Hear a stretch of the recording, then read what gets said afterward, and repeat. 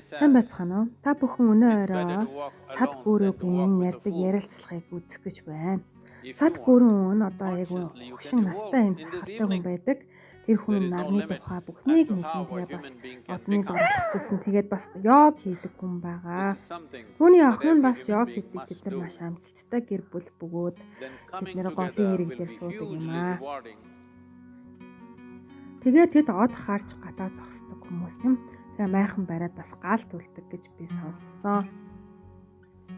Тэгээ сад гүрүүн ийм урт сахалтай сахал нь маш их халуузуулдаг гэж ярьж байсан. Бид нэр гэр бүлээрээ Америкт очиж хэдэн хоног байж үзсэн. Тэгээс Японд очиж хоолнд орж исэн гэж бас ярилцсан дээр өгүүлдэг байгаа. Тэд нэр хөрөгчин дотроо байнга айлан байлгадаг бөгөөд сонгоноо хичэнгүүтээ хайдаг гинэ. Тэгээд энэ хүү гэр бүлийнхэн энэ шар өнгөтэй энэ хувцаа нэг Монгол хичээр оюулдсан байна. Бас айгүй сонио. Өдөр Монгол ихч бүх юм нь ойж өгдөг. Толгой дээр нэг цагаан даван болохоор хөшиг хуучирсан хөшгөө ингээ хаачлаад байн толгоонд өмсдөг байгаа.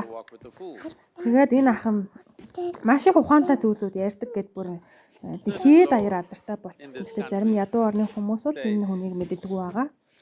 Тэгээ ялангуяа бас манай Монголын малчид бол энэ хүнийг ерөөсөө мэдхгүй. Тэгээд дандаа энэ Европ, Америк хүмүүс л энэ хүнийг ер нь айгуу судалж юу ярьдیں۔ Гэдгийг сонирхдаг. Тэгээд зарим бас нэг өсвөр насны охтууд түүнийг бол айгуу өнгөрөө хийрхүү гэж боддог. Учраас түүний яриаг огт хоошид сонсдгоо гэж байгаа.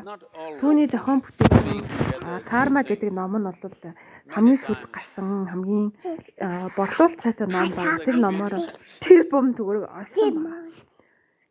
Энэ хүн цаснаас айдаг бөгөөд цаснаа гадаа ингээд зогсож чаддаггүй. Цаснаас маш их айдаг. Тэг галнаас бас жоохон айдаг. Тэг халуун оронд тэгээд байх дуртай тийм хүн байгаад байна.